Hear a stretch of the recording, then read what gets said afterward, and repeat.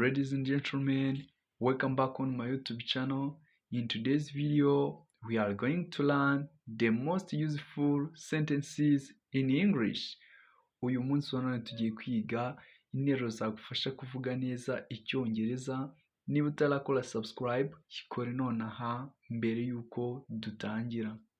I must not go. I must not go. Ntabwo ngomba kugenda. You must not talk. You must not talk. Ntabwo ugomba kuvuga. He must not eat. He must not eat. Ntabwo agomba kurya. She must not come. She must not come. Ntabwo agomba kuza. It must not stop. It must not stop. Ntabwo bigomba guhagarara. We must not wait. We must not wait. Ntabwo tugomba gutegereza. They must not run. They must not run. Ntabwo bagomba kwiruka. I must not sleep. I must not sleep. Ntabwo ngomba gusinzira. You must not shout. You must not shout. Ntabwo ugomba gusakuza. He must not drive. He must not drive. Ntabwo agomba gutwara. She must not cry. She must not cry. Ntabwo agomba kurira. We must not fight. We must not fight. Ntabwo tugomba kurwana. They must not leave. They must not leave. Ntabwo bagomba kugenda. I must not forget. I must not forget. Ntabwo ngomba kwibagirwa. You must not lie. You must not lie. Ntabwo ugomba kubeshya. He must not steal. He must not steal. Ntabwo agomba kwiba. She must not hate. She must not hate. Ntabwo agomba kwanga. We must not lose. We must not lose. Ntabwo tugomba gutsindwa cyangwa se guhomba. They must not break it. They must not break it. Ntabwo bagomba kukimena. I must not be late. I must not be late. Ntabwo ngomba gutinda cyangwa se gukererwa. You must not be rude. You must not be rude. Ntabwo ugomba gushira isoni cyangwa se kutagira ikinyabupfura. He must not shout. He must not shout. Ntabwo agomba gusakuza. She must not talk loudly. She must not talk loudly. Ntabwo agomba kuvuga cyane. We must not waste time. We must not waste time. Ntabwo tugomba guta igihe cyangwa se kwangiriza umwanya.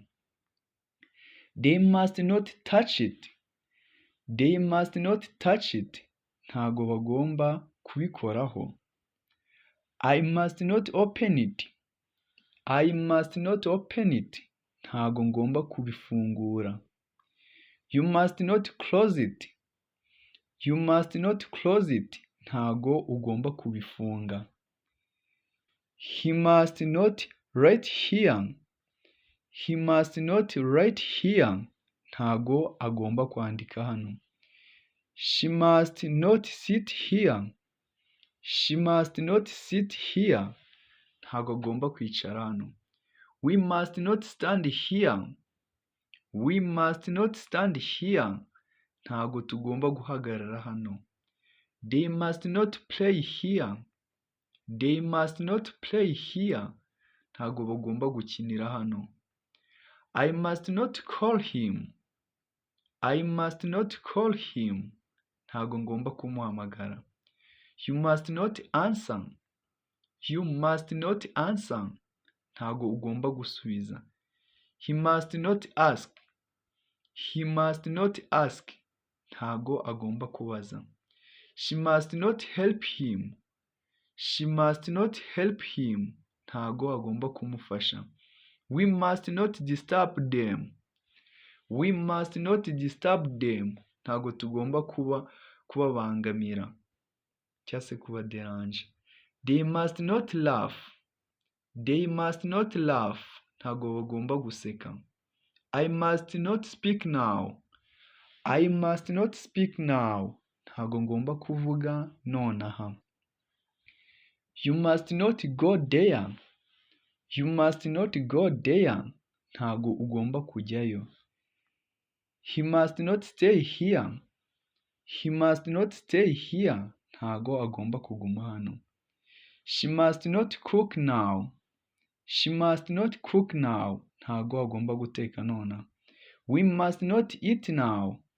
We must not eat now. Ntabwo tugomba kurya nonaha. They must not drink it. They must not drink it. Ntabwo bagomba kubinywa. I must not buy it. I must not buy it. Ntabwo ngomba kubigura. You must not sell it. You must not sell it. Ntabwo ugomba kubigurisha. She must not bring it. She must not bring it. Ntabwo agomba kubizana. She must not send it. She must not send it. Ntabwo agomba kubyohereza. We must not receive it. We must not receive it. Ntabwo tugomba kubyakira. They must not use it.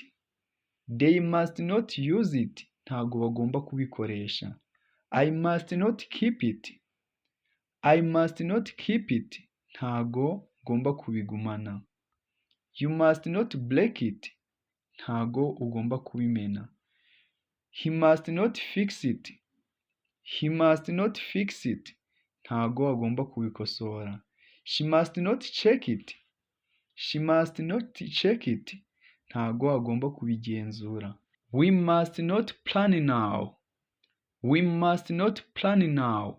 Ntabwo tugomba gutegura nonaha. They must not move. They must not move. Ntabwo bagomba kwimuka. I must not think. I must not think. Ntabwo ngomba gutekereza. You must not believe him. You must not believe him. Ntabwo ugomba kumwizera. He must not trust her. He must not trust her. Ntabwo agomba kumwizera. She must not follow him. She must not follow him. Ntabwo agomba kumukurikira. We must not forget this. We must not forget this. Ntabwo tugomba kwibagirwa ibi. They must not remember it. They must not remember it. Ntabwo bagomba kubyibuka. I must not be angry. I must not be angry. Ntabwo ngomba kurakara. You must not be sad. You must not be sad. Ntabwo ugomba kubabara. He must not be tired. He must not be tired. Ntabwo agomba kuba ananiwe. She must not be weak. She must not be weak. Ntabwo agomba gucika intege. We must not be lazy. We must not be lazy. Ntabwo tugomba kuba abanebwe. They must not be slow.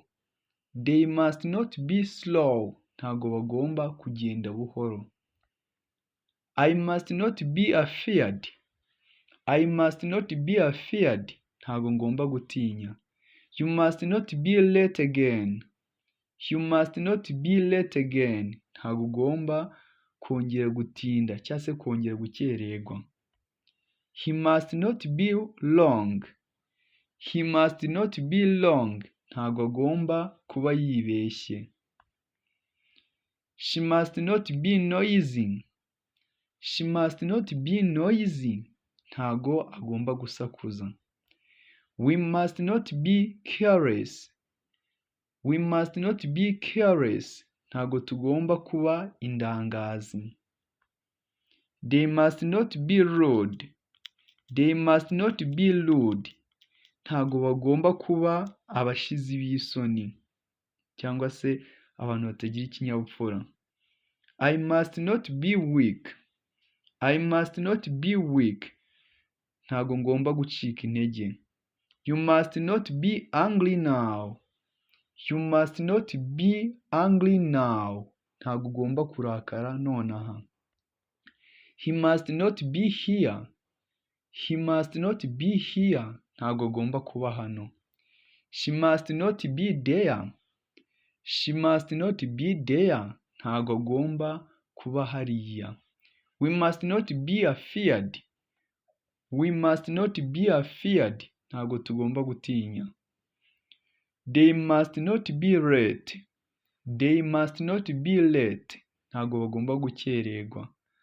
I must not be careless. I must not be careless.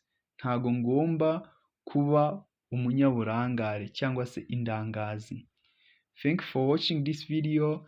Like, subscribe, share and comment.